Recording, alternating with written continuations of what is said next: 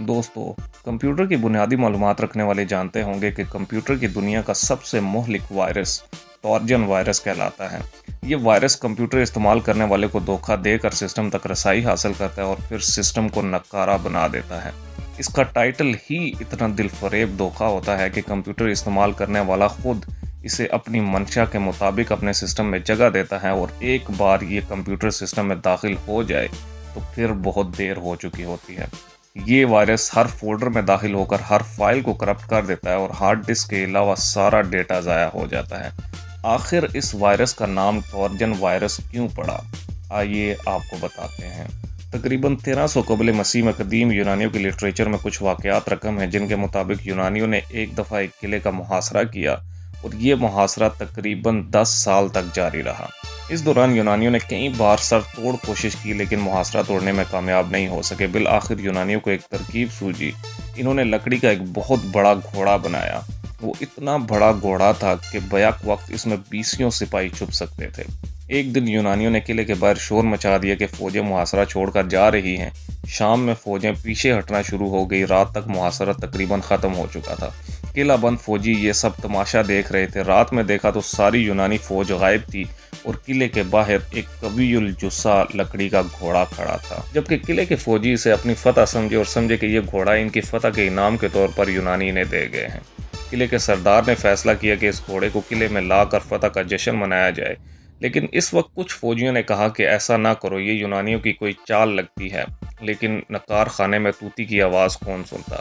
घोड़े को खींच कर किले में ले आया गया और जश्न की तैयारियां की जाने लगी। इसी दौरान वो यूनानी फौजें जो मुहासरा तोड़कर वापस जा चुकी थी वो रात की तारीकी में खामोशी से वापस आने लगी और किले के मुहाफिज फौजियों को इसकी खबर भी ना हुई। रात भर लकड़ी के घोड़े को सामने रखकर किले के लोग फतह का जश्न मना रहे, इस बात से बेखबर कि अगली सातों में क्या क़यामत इनका इंतज़ार कर रही है।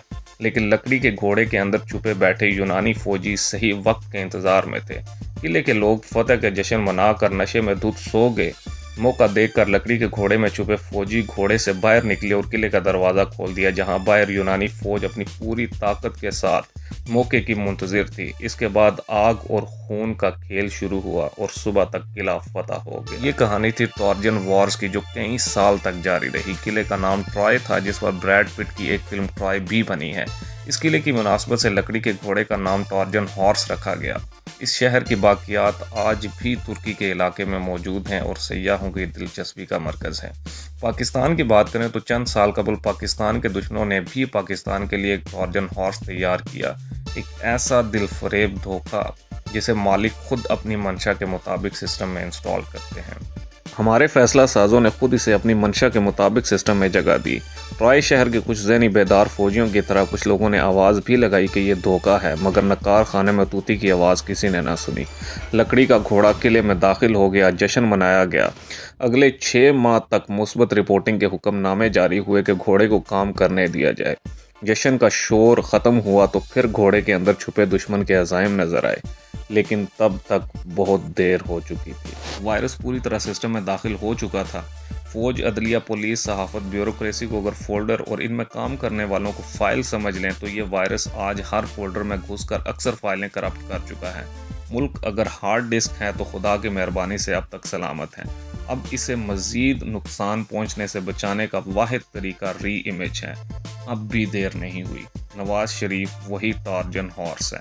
खुदारा होश के नाखून लें और इस ट्रोजन हॉर्स को किले के बीचों बीच आग लगा दें। किले को बचाने के लिए अगर घोड़े में छुपे फौजियों की जान जाती है तो किले की कीमत के मुकाबले में कुछ भी नहीं है।